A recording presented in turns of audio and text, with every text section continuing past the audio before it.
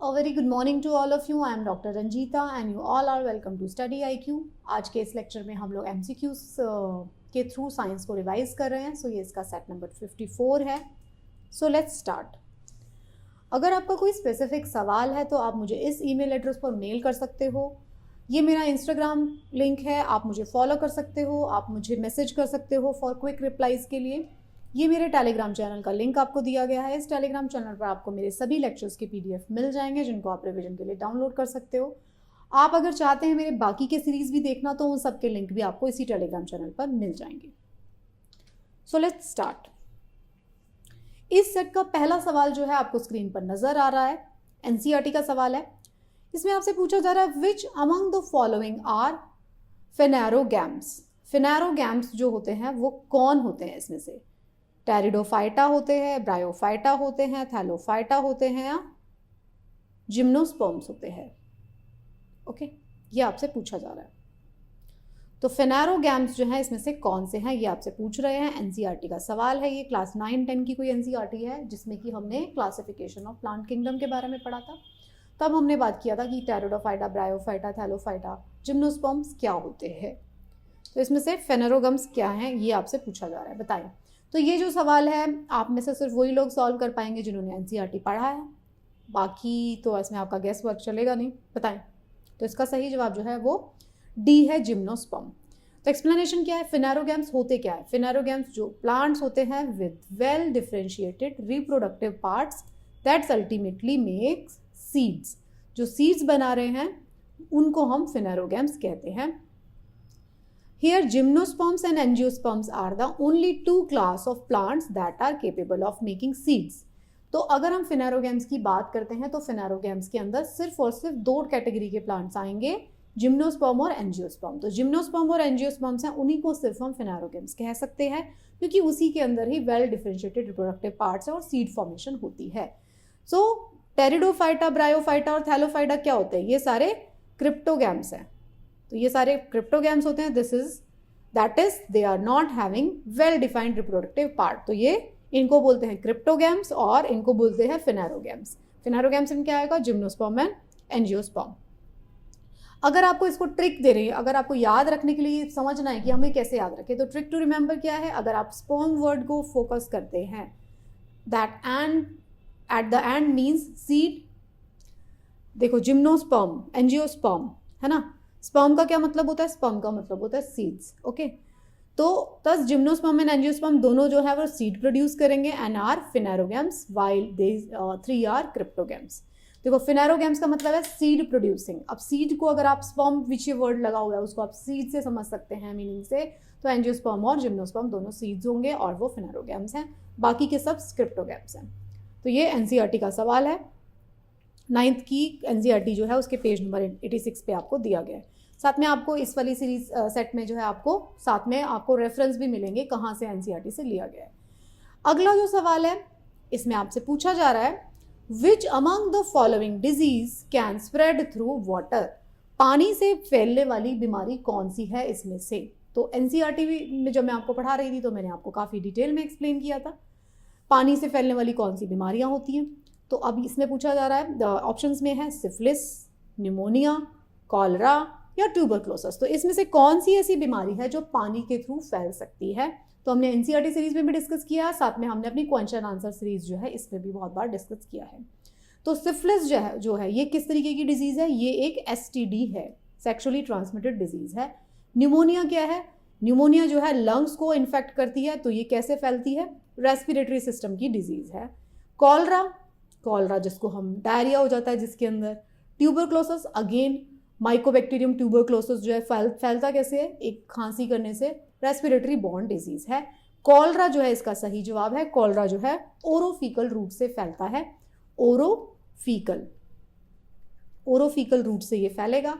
मतलब जो भी हमारा फूड जो भी फीसिस से कंटेमिनेटेड है, क्योंकि कैसे फैलता है? जो भी इन्फेक्टेड पर्सन होगा उसको डायरिया हो जाता है तो उसकी फीसिस में जो है वो विब्रियो कॉलरी नाम का जो बैक्टीरिया मौजूद होगा और उसको जो जहाँ पे वो कंटेमिनेट करेगा, जिस किसी खाने के चीज़ों को, पीने की चीज़ों को वो कंटेमिनेट करेगा. होता क्या है, जब सूएज पाइपलाइन जब टूट जाती हैं और वो पानी की पाइपलाइन के साथ मिक्सिंग हो जाती है और जो लोग पानी को बॉईल करके या फिल्टर करके नहीं पीते, सीधा डायरेक्ट पाइपलाइन से पी रहे हैं, तो उन लोगों को कॉलरा हो जाता है। ओके, तो कॉलरा इसका एक्सप्लेनेशन क्या है? Cholera is a disease which can spread through contaminated water, mainly infected human excreta, जो फीसिस होती हैं उससे इन्फेक्ट हुआ हुआ पानी है। आई होप आपको ये समझ में आ गया। अगर आपको डिजीज का स्प्रेड का मैकेनिज्म समझ में आ जाता है ना, आप अगर किसी भी डिजीज की बात कर लें, हम कोरोना की भी बात कर लें, तो अगर आपको डिजीज के स्प्रेड का मैकेनिज्म समझ में आता है, वो कैसे काम कर रहा है, तो आप उसे रोक सकते हैं। चाहे वो ट्यूबरक्लोसिस हो, चाहे वो HIV हो, चाहे वो हेपेटाइटिस हो, कितनी भी तरीके की बीमारी जो है, किसी भी तरीके की बीमारी की, दोनों तरीके, सारी तरीके की बीमारियों को रोका जा सकता है अगर आप उसका मैकेनिज्म समझ जाते हैं। तो कॉलरा कैसे फैल रहा है? खराब खाना और पानी से फैल सकता है। पानी की वाटर बॉर्न डिजीज है, मेनली पानी। ये वाले चार्ट में आपको दिया गया है कुछ डिजीजेस के बारे में, cholera, syphilis, malaria, pneumonia, elephantiasis, और इसके पॉजिटिव एजेंट्स दिए गए हैं। जैसे कि कॉलरा कैसे फैल रहा है? वाटर से। हाउस फ्लाइज, हाउस फ्लाइज क्या कर रही है? हाउस फ्लाइज जो है, जो मक्खियाँ होती हैं, वो गंदगी के ऊपर, फीकल मैटर के ऊपर बैठती है और अपने पैरों में गंदगी चिपका के लाके फिर वो खाने पे बैठ जाती है। अगर उसी खाने को कोई कंज्यूम करता है तो उससे भी कॉलरा हो सकता है। सिफिलिस सेक्सुअल कॉन्टैक्ट से फैल रही है, मॉस्किटो से मलेरिया, एयर में न्यूमोनिया, एलिफेंटियासिस बाइट। ओके, तो ये आप इस चार्ट से रीड कर सकते हैं। अगला जो सवाल है आपकी स्क्रीन पर आपको दिखाई दे रहा है, इसमें आपसे पूछा जा रहा है सिलेक्ट द करेक्ट ऑप्शन। इसमें आपसे करेक्ट ऑप्शन पर सिलेक्ट करने के लिए पूछा गया। सवाल क्या कहता है? How will the weight changes with change in the following values. हमारा जो वेट है, जो हम मेजर करते हैं, जिस आप सबका अलग अलग वेट है, तो वो जो वेट है वो किसकी वैल्यू के ऊपर डिपेंड करता है? तो वेट विल चेंज किस वैल्यू के चेंज होने से निर्भर करेगा? तो पहला ऑप्शन है weight will decrease with increase in G, weight will increase with decrease in M, weight will decrease with decrease in the mass of earth, weight will remain constant irrespective of value of G and M and mass of the earth। Very interesting question, NCERT का सवाल, बहुत अच्छा सवाल।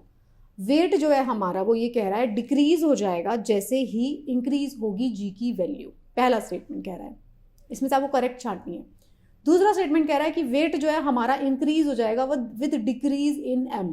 हमारा M मास अगर decrease हो जाता है तो वेट इंक्रीज हो जाएगा, ये कह रहा है। तीसरा कह रहा है कि वेट जो है डिक्रीज हो जाएगा with decrease in mass of earth. ये देखिए, वेट जो है remain constant irrespective of value G, M and mass of earth. ये तो गलत है, ऐसा तो नहीं होगा। जो इररिस्पेक्टिव ऑफ कांस्टेंट तो रहेगा नहीं, वेट चेंज होगा। तो ये डी स्टेटमेंट तो बिल्कुल इनकरेक्ट हो जाता है। तो बताएं, ज़रा सोच के बताएं, बड़ा अच्छा सवाल है। तो अब आप देखिए, इस सवाल को करने से पहले जो है आपको चीज़ों को समझना पड़ेगा। Weight will decrease with increase in जी।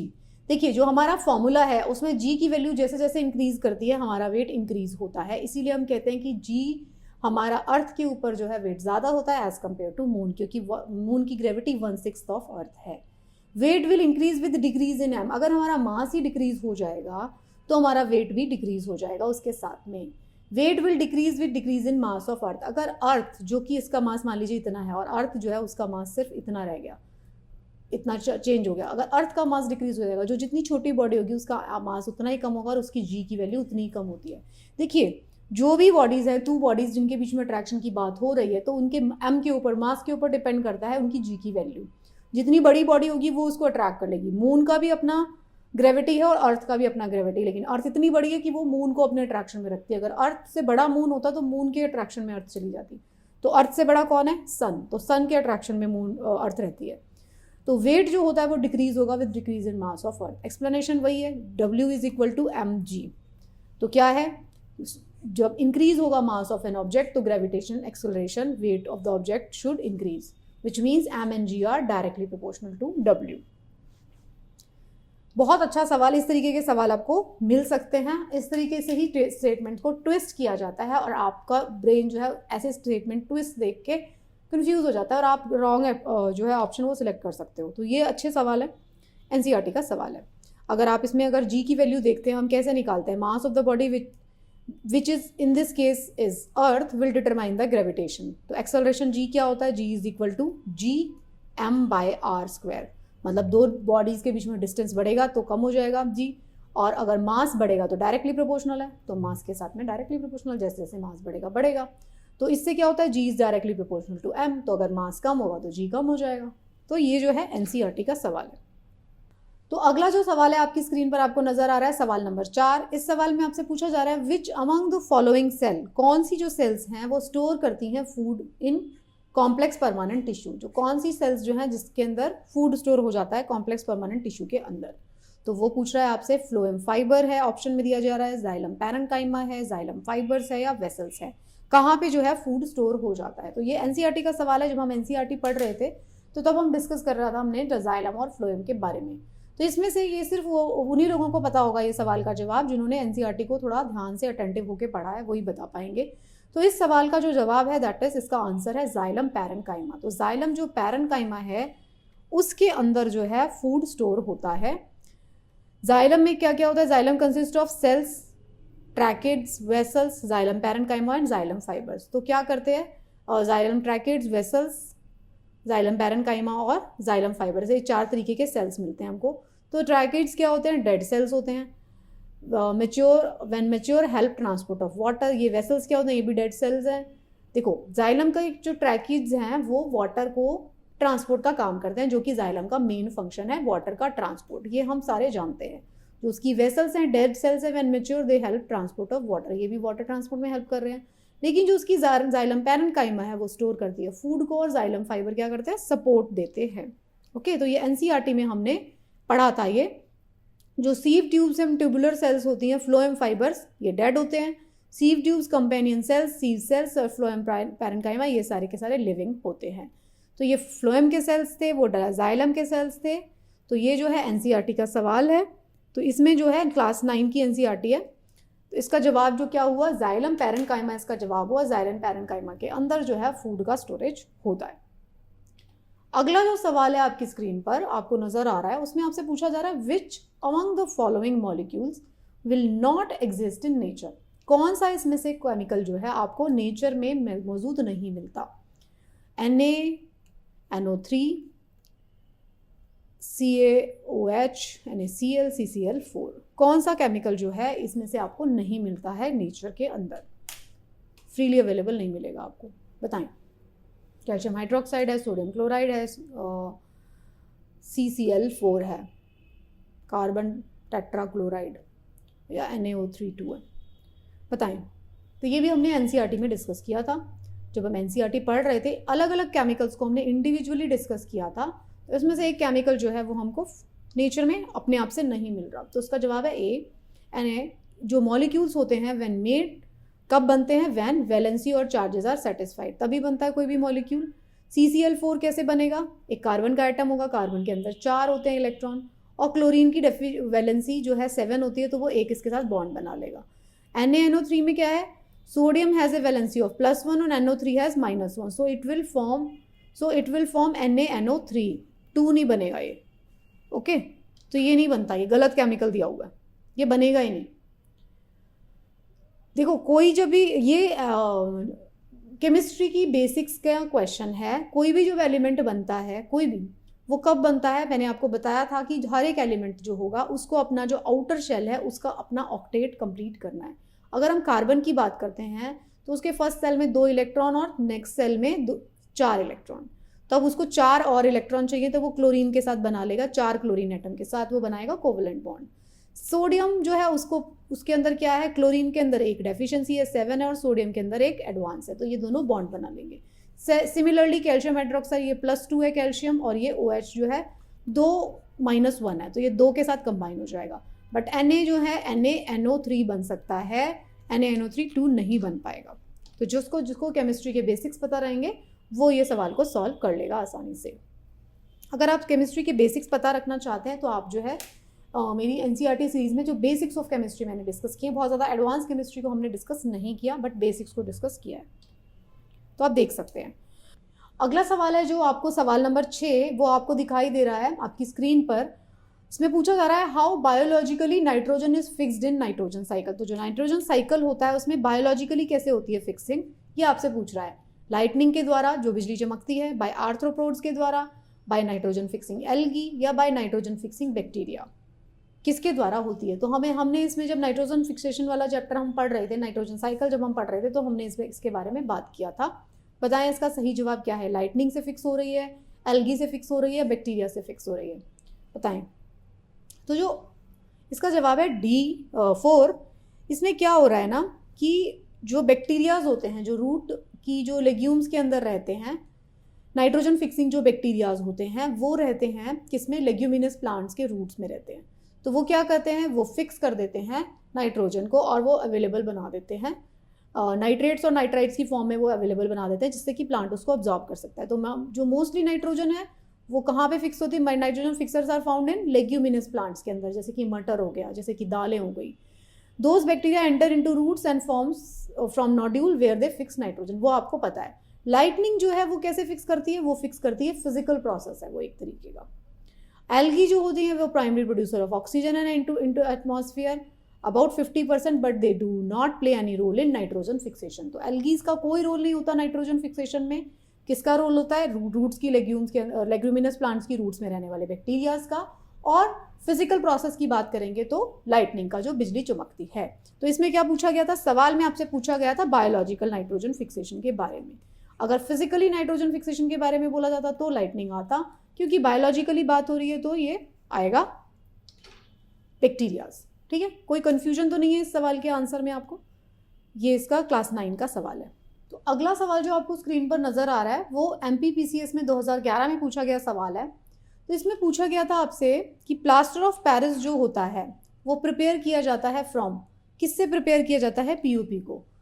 तो इसमें पूछा, ऑप्शन में दिया गया है dead burn plaster, alum, gypsum, copper sulphate. तो किससे जो है प्लास्टर ऑफ पेरिस जो है, जिसे हम POP कहते हैं, उसको प्रिपेयर किया जा रहा है।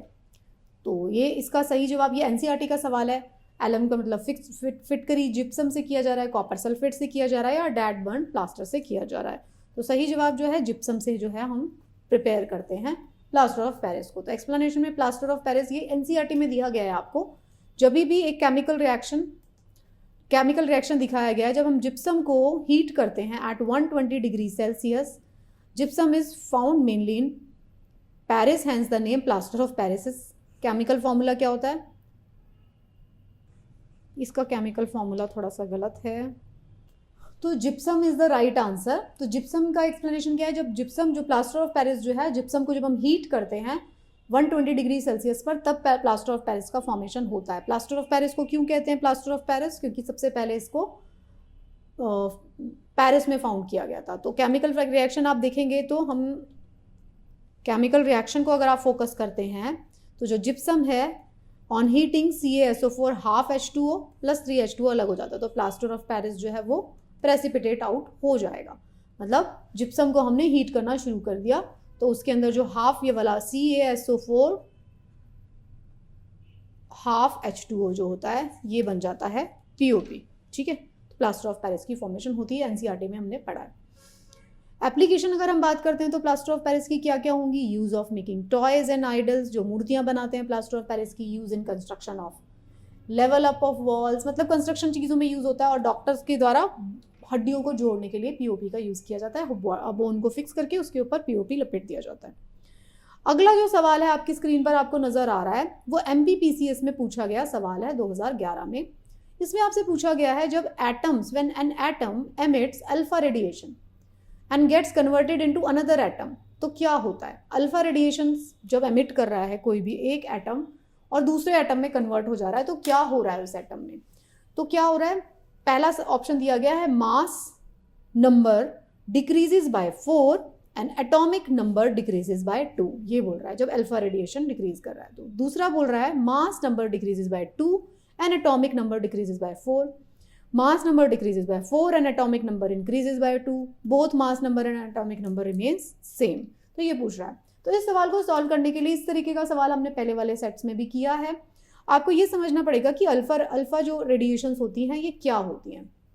तो अल्फा जो रेडिएशंस होती हैं, मैंने आपको बताया था, अल्फा पार्टिकल्स क्या हैं, हीलियम का न्यूक्लियस। तो हीलियम अगर हम एटम की बात करते हैं जिसका एटॉमिक नंबर क्या है 2, एटॉमिक नंबर जो होता है वो क्या बताता है आपको, कितने प्रोटॉन्स हैं। तो प्रोटॉन्स का नंबर क्या है 2, हीलियम के अंदर कितने न्यूट्रॉन्स है न्यूट्रॉन्स हैं 2, तो इसका एटॉमिक वेट कितना है? एटॉमिक वेट जो है हीलियम का है 4।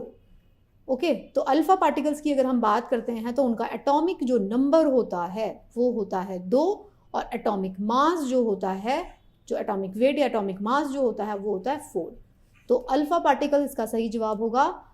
मास number decreases by 4 and atomic number decreases by 2, क्योंकि अल्फा रेडिएशन के अंदर क्या होगा, 2 उसका एटॉमिक नंबर होगा और मास नंबर 4 होता है, क्योंकि वो हीलियम के न्यूक्लियस की बात हो रही है। तो A is the correct answer 1।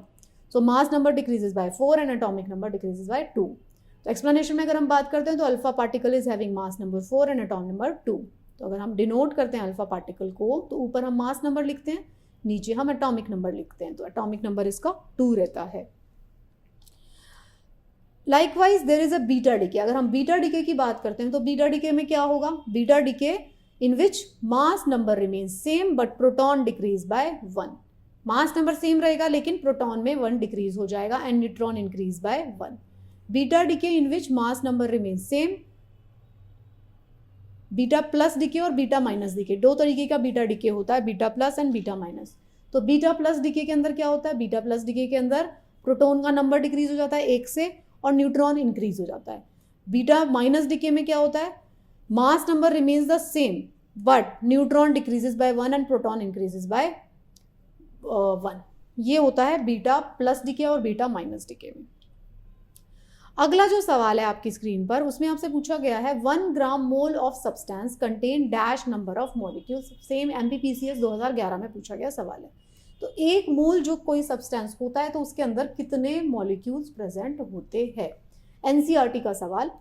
M number, N number, A number, x number बताएं।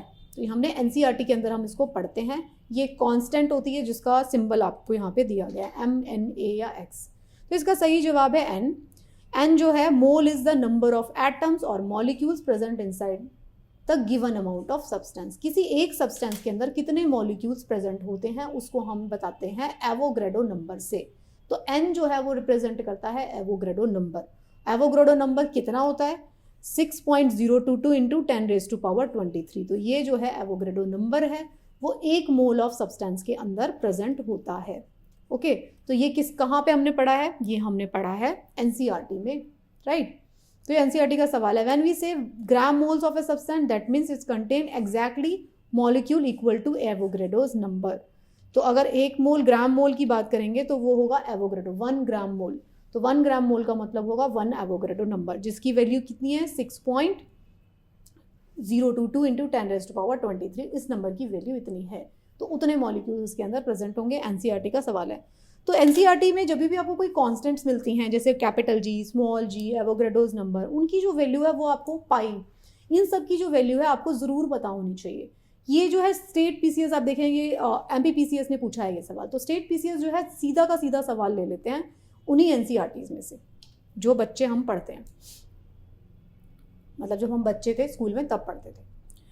अगला जो सवाल है सवाल नंबर 10, वो ये भी एमपीपीसीएस 2011 में पूछा गया सवाल है। The water stored in the dam is an example of. जो पानी एक बांध बना के रोक दिया गया है उसके अंदर कौन सी एनर्जी है? पोटेंशियल एनर्जी है, काइनेटिक एनर्जी है, एटॉमिक एनर्जी है, नन ऑफ द अबव है। बहुत आसान सवाल, एनसीईआरटी का सवाल है।